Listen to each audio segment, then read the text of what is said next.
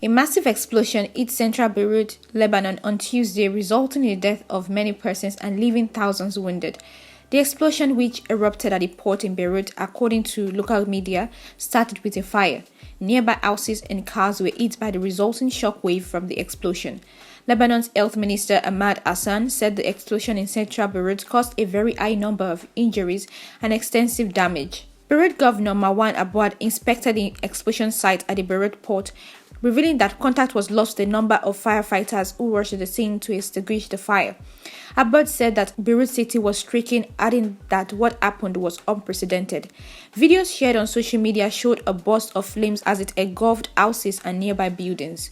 Meanwhile, the United States of America had said it would be monitoring closely the explosion in Beirut. Alyssa Farah, the White House Director of Strategic Communications, tweeted that President Donald Trump had been briefed about the explosion.